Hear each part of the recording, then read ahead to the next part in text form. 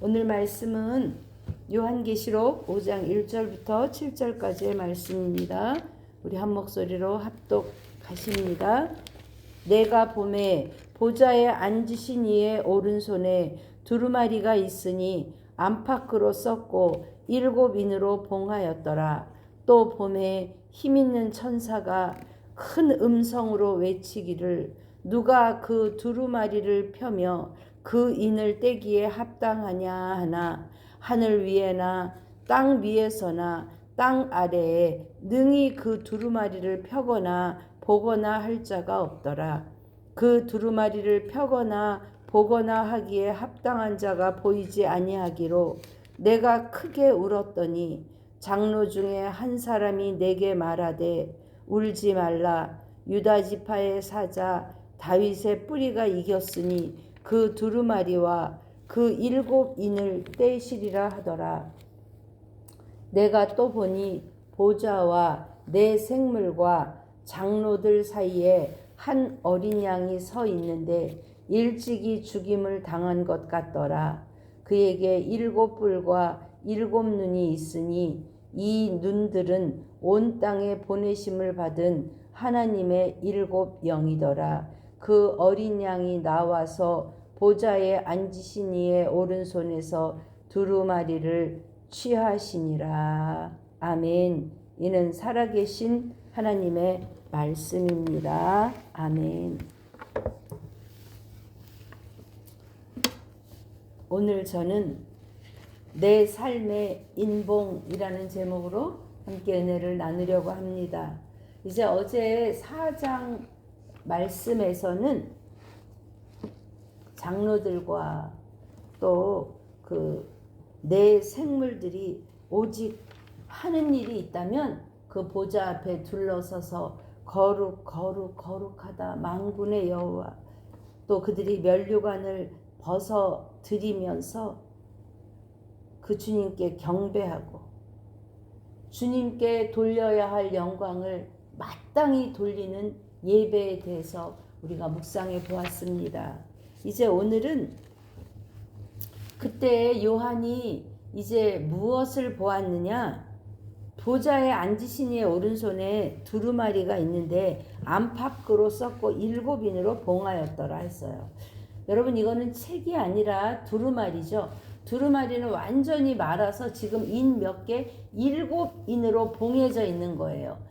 옛날에 왕이 그 서신을 보내거나 또 꼭 왕이 아니어도 옛날에 편지를 보내거나 할 때는 그 남이 떼어보면 안 되니까 이렇게 그 납 같은 것으로 또 고무 같은 그런 떼지지 않는 것을 한 다음에 그 도장을 찍어서 아무도 열어보지 못하게 한 거죠.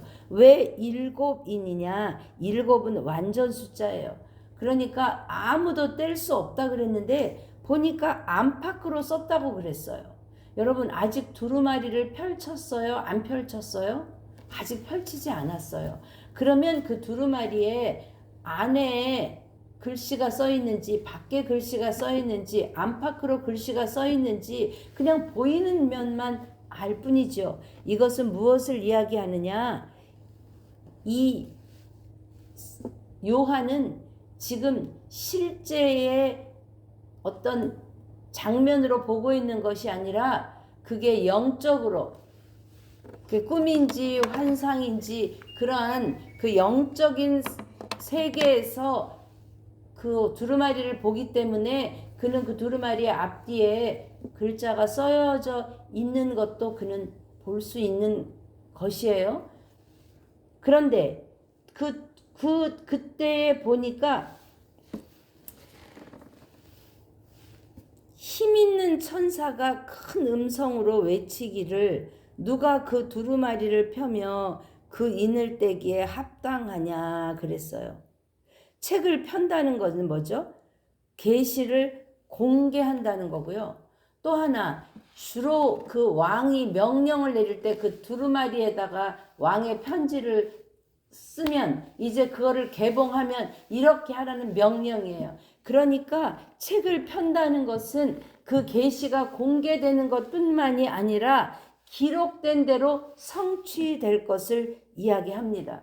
그 두루마리의 내용이 무엇이냐? 바로 앞으로 전개될 내용인 것이죠. 한마디로 이야기하면 인류 역사를 이제 종결하는 그러한 내용의 이야기가 펼쳐질 것입니다. 인을 뗀다는 것. 천사도 봉인을 열고 읽을 자격이나 능력이 없는 것이에요. 오직 그 인을 떼기에 합당한 사람은 누구인가 보니까 아무도 그것을 뗄 사람이 없는 거죠. 땅 위에나 땅 아래서나 두루마리를 펴거나 볼 자가 없는 것이죠. 우리 이사야 29장 11절부터 12절까지 우리 한번 찾아보십니다. 이사야 29장 11절부터 12절까지 말씀, 이사야 29장 11절, 12절. 제 성경은 1000페이지입니다. 그러므로 모든 계시가 너희에게는 봉인 책의 말처럼 되었으니 그것을 글 아는 자에게 주며 이르기를 그대에게 청하노니 이를 읽으라 하면 그가 대답하기를 그것이 봉해졌으니 나는 못 읽겠노라 할 것이요 또 그 책을 글 모르는 자에게 주며 이르기를 그대에게 청하노니 이를 읽으라 하면 그가 대답하기를 나는 그를 모른다 할 것이라 하면서 주께서 이르시되 이 백성이 입으로는 나를 가까이 하며 입술로는 나를 공경하나 그들의 마음은 내게서 멀리 떠났으니 그들이 나를 경외함은 사람의 계명으로 가르침을 받았을 뿐이니라 그랬어요. 그러니까 만약에 계시를 준다면 지금 글을 읽는 사람은 무엇이라고 이야기하느냐? 봉해져서 못 읽겠어요. 또 글을 모르는 사람에게 주면 나는 글을 몰라서 못 읽겠어요. 그것을 어찌 읽을까? 이 요한처럼 내가 저 글을 읽고 싶은데 알고 싶은데 나는 저것을 할 수가 없으니 어찌할꼬 하는 요한의 안에 있는 그러한 열정과 요한의 안에 있는 그 눈물과 애통함이 그 안에 없는 것이죠. 저는 이 말씀 묵상하다가 나는 무엇 때문에 울지? 한번 묵상해 보았어요. 사랑하는 여러분, 무엇 때문에 우세요? 은혜가 이렇게 메마르면 눈물도 말라서 마음이 강팍하게 되더라고요. 그런데 내 삶의 어떠한 곤고함 때문에라도 내가 내 마음이 이렇게 연약해지면 그때 하나님이 눈물도 주시는 것 같아요. 여러분 어느 때 우세요? 물론 영적인 눈물이 아니더라도 감정적으로 우리가 너무 슬프면 뭐 드라마를 보고 또 다른 사람의 형편과 처지를 들으면서 눈물을 흘리기도 하죠. 그런데 정말 여러분이 처절하게 정말 몸부림치면서 우는 문제는 무엇입니까?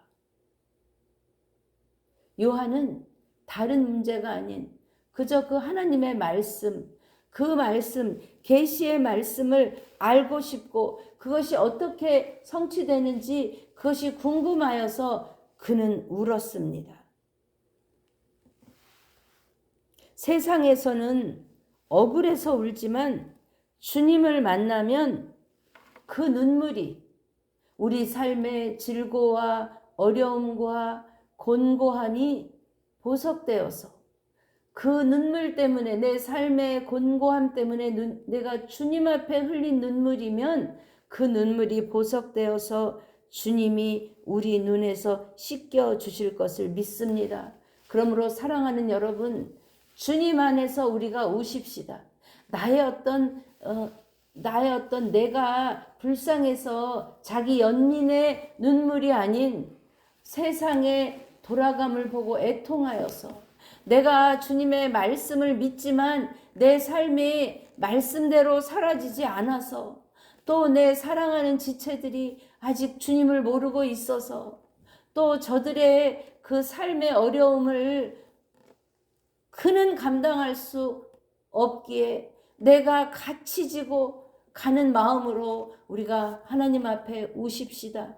오늘도 그럴 때에 하늘의 문이 열려져서 열린 천국문으로 들어가 내가 올 때 주님의 위로의 음성을 들으시는 저와 여러분 되시기를 주님의 이름으로 축복합니다. 그때에 내가 울을 때에 5절 말씀 장로 중에 한 사람이 내게 말하되 울지 말라 하는 거예요. 여러분, 울어야 울지 말라는 위로도 들을 수 있는 것이죠. 제가 이 요한계시록 말씀 전하면서 요한이 언제 주님의 음성을 듣고 주님의 모습을 보았느냐? 그가 사로잡혀 있을 때, 그가 밤모섬 그 동굴 속에 갇혀 있을 때, 그 곤란한 중에 곤고한 중에 오직 주님만 찾음으로 그는 주님을 만날 수 있었습니다. 그러므로 사랑하는 여러분, 삶의 어려운 문제들이 여러분을 눈물 짓게 합니까? 그럴 때 그 문제를 가지고 하나님 앞에 나아가십시다. 우리의 눈물을 씻겨줄 분은 오직 주님, 울지 말라 위로해 주실 분은 오직 주님이심을 믿으시며 주님 앞에 고백하십시다. 요한계시록 7장 15절부터 17절까지 주님은 우리에게 약속하여 주셨습니다. 우리 같이 한번 읽어보시죠.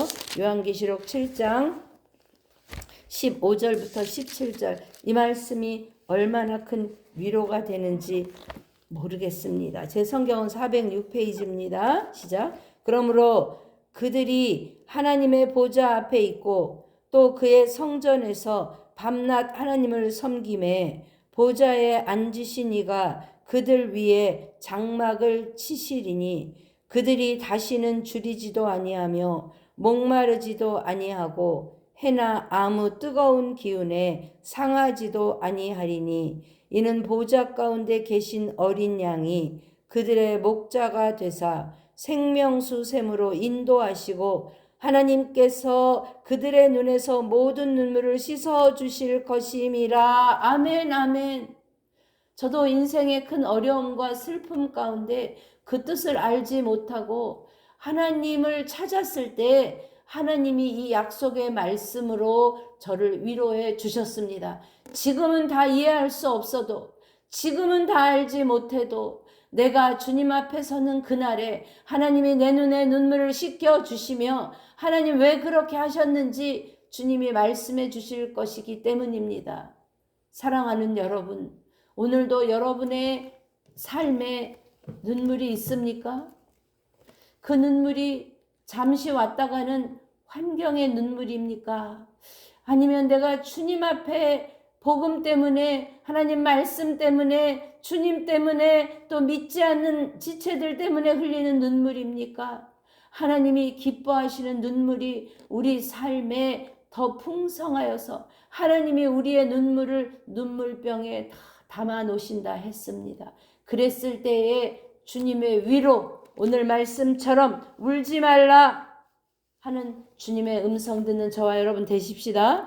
그러면서 유다 지파의 사자 다윗의 뿌리가 이겼으니 했어요. 유다 지파는 뭐죠? 바로 예수님 메시아를 이야기하는 거죠. 유다 지파의 사자. 우리 창세기 말씀에 보면 잠깐 한번 찾아보시죠. 창세기 49장. 이 말씀은 야곱이 이제 자기 자녀들을 축복하면서 유다에 대한 예언입니다. 창세기 49장 8절 9절 말씀입니다.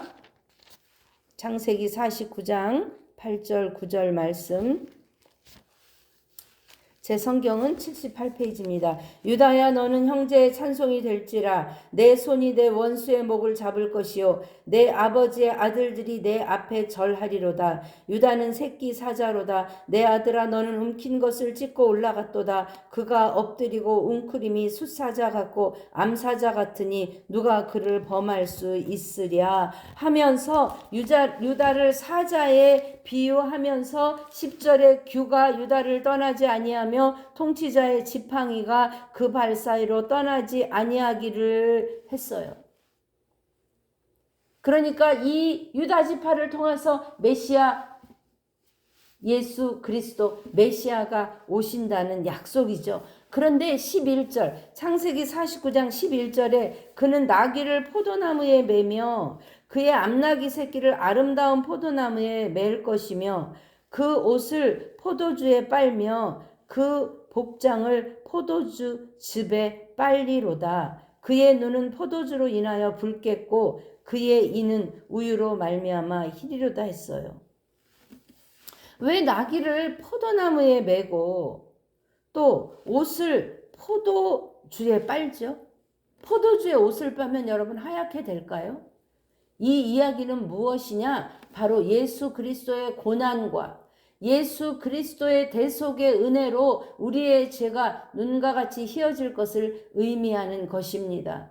포도나무는 제가 창세기 설교할 때 했던 것 같은데 그 굉장히 휘어지고 굽어지고 그 나무는 제목으로도 쓸었고 올리브 나무는 또 백향목은 위로 쭉 자라기 때문에 그런 것들을 이렇게 가구의 재료로도 쓸 수 있는 것이죠. 그런데 포도나무는 이게 줄기가 휘어지고 굽어지고 그래서 쓸 수 없어요. 그리고 땔감으로도 별로 뗄 게 없어요. 그런데 포도나무에 쓸 것이 있다면 포도에 열린 열매, 그 포도나무에 열린 열매가 포도주가 되기 위해서는 어떻게 되죠? 익혀져야 되고 진익혀져야 되고 피가 나야 되듯이 그렇게 익혀져서 그것이 부패되고 발효되어서 부패가 아니라 발효되어서 그래서 포도주가 되는 것처럼 예수 그리스도 유다의 지파의 사자로 오신 예수 그리스도께서 포도처럼 그것이 으깨져서 진익혀져서 그것을 우리에게 주심으로 예수 그리스도의 보혈의 공로로 우리의 죄가 깨끗이 씻김 받는다는 것을 의미하는 말씀이 될 것입니다. 그 다윗의 뿌리가 이겼으니 했어요. 이겼으니 여기 이겼으니의 시제가요 has triumphed 그랬어요. 이미 완료형인 거죠. 그러니까 지금 이들의 삶은 로마의 압제 아래서 여전히 고통받고 박해받는 상황에 있지만 눈을 들어보라. 예수님이 이기셨고 예수님이 이미 이기신 것처럼 너희도 이미 이겼다 이거예요. 너희가 여기서 어떤 싸움을 싸우느냐 이것은 이미 이겨놓은 싸움이라는 거예요. 그러니까 눈을 들어 하늘을 보라. 열린 천국문에 그 24 장로들이 어떻게 영화로운 하나님의 사랑을 받고 있는지 보라 그거예요. 너희가 그것을 안다면 지금의 환난과 고통을 너희는 이겨낼 수 있다는 것이죠. 이겼습니다. 아멘. 여러분의 삶에 떼어야 할 어떤 인봉이 있습니까? 내가 다 알지 못해서 나는 뗄 수도 없고 또 떼었지만 나는 글을 읽을 줄도 모르고 알 수도 없는 내 삶에 이해할 수 없는 어려운 문제 있습니까? 그 인을 주님이 떼어 주셨을 뿐 아니라 내가 그것을 받아들고 주님의 말씀으로 해석하여서 사랑하는 여러분, 내 인생은 내가 해석할 수 없어요. 여러분 인생 여러분이 해석할 수 있으세요? 없는 거예요. 왜? 나를 지으신 하나님께서 나를 향한 창조의 목적과 내 인생을 향한 하나님의 계획이 있기 때문에 그것을 하나님의 말씀, 하나님의 시각으로 봐야 내 인생이 해석되는 거예요. 그리고 지나는 동안에는 그것을 다 알 수 없어요. 그런데 사랑하는 여러분, 죽음과 같은 시간을 도저히 헤어나올 수 없을 것 같은 눈물과 또 실패와 삶의 어려움의 시간들을 내가 지나고 보면 알겠더라고요. 여러분 비행기 타면 이렇게 관제탑이 있잖아요. 내가 비행기 안에 있으면 내가 지금 어디쯤에 있는지, 내가 지금 이 넓은 비행장에 어디쯤에 위치해 있는지, 어디로 가는지 나는 몰라요. 그런데 높은 그 비행 조종 관제탑에서 그것을 다 내려다보고 조종하는 것처럼 우리 인생이 그런 거예요. 사랑하는 여러분, 저는 여러분의 삶이 하나님의 말씀으로 해석되어서 하나님의 위로하심이 우리 삶에 넘쳐나기를 주님의 이름으로 축복합니다. 이미 말씀하시는 거예요. 다윗의 뿌리가 이겼으니 그 두루마리와 7인을 떼시리라. 주님이 말씀하시는 거예요. 그랬을 때에 또 다시 한번 이 요한은 보는 거죠. 보좌와 내 생물과 장로들 사이에 이제 뭐가 보이느냐? 한 어린 양이 있는데 일찍이 죽임을 당한 것 같더라 그랬어요. 여기 지금 시제가 보면 이것도 had been slain 이랬어요. 그냥 죽임 당한 게 아니라 그 완전히 처형당하는 죽음이에요. 도살당한 slain, 가축을 도살하듯이 그렇게 주님은 우리를 위해 돌아가셨습니다. 그런데 이미 그것은 완료형이고요. 그에게서 7뿔과 7눈이 있으니 이 눈들은 온 땅에 보내심을 받은 하나님의 7영이더라 그랬어요. 도살당할 때 여러분 목베임의 상처, 흉터가 있는 것이죠. 그 어린 양에게 그 흉터가 있는 것이에요. 그것을 보면서 유다 지파의 사자로 오셨지만 그는 로마 제국의 그 한 자락에서 처형당한 어린 양 예수, 그 연약함을 의미하는 것이죠. 예수 그리스도는 고통에서 죽음에서 그것을 죽음을 일으키고 부활하신 분인 줄 믿습니다. 그러므로 하나님의 영이 우리 안에 충만하다면 그 어린 양이 나와서 보좌에 앉으신 이의 오른손에서 두루마리를 취하여서 봉인을 뜯어내고 책을 펼치실 때 종말의 사건을 시행할 그 권한을 어린 양이 전권 위임하는 것이죠. 사랑하는 여러분, 인생을 살면서 내 삶의 모든 문제들이 해석되고 이해되면 얼마나 좋겠어요. 그러나 우리는 때를 기다리며 한 가지 주님을 신뢰하며 이 땅에서 일어나는 모든 일들을 우리는 다 이해할 수 없어도 한 가지 분명한 것은 하나님이 그것을 허락하셨다는 거예요. 이 시간을 허락하셨다는 거예요. 주님을 신뢰함으로 오늘도 눈이 많이 왔어요, 여러분. 제가 집에서 여기까지 걸어오는데 진짜 긴 부츠를 신고 왔는데도 그 속에 눈이 들어갈 정도로 그냥 눈에 푹푹 빠지는 그 길을 걸어오는데 앞에 간 발자국이 있는 거죠. 그래서 그 발자국이 있는 길은 그 발자국을 밟으면서 오니까 눈이 훨씬 덜 들어가는데 또 그 발자국이 없는 길은 눈을 빠지면서 오는 거예요. 그러면서 생각했어요. 믿음의 선조들이 걸어간 그 믿음의 길, 그 발자국을 내가 따라가면 훨씬 힘이 덜 들겠구나.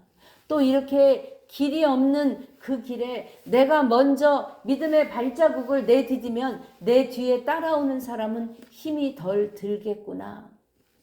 우리 모르는 것은 모른다 하십시다. 지금 내 삶에 다 떼어지지 않은 인복이 있습니까? 그래서 답답합니까? 다 이해가 안 가서 우십니까? 여러분 우십시오. 주님의 마음으로 우십시오. 애통함으로 우십시오. 말씀이 깨달아지지 않아서 우십시다. 말씀을 읽지 못해서 우십시다. 깨닫게 해달라고 기도하며 우십시다. 그럴 때 하나님이 위로하시며 그 말씀을 여러분의 입술에 떠먹여 주시며 그 말씀을 깨닫게 하심으로 2023년 4년 마지막을 요한계시록 마지막으로 장식하는 저와 여러분 되십시다.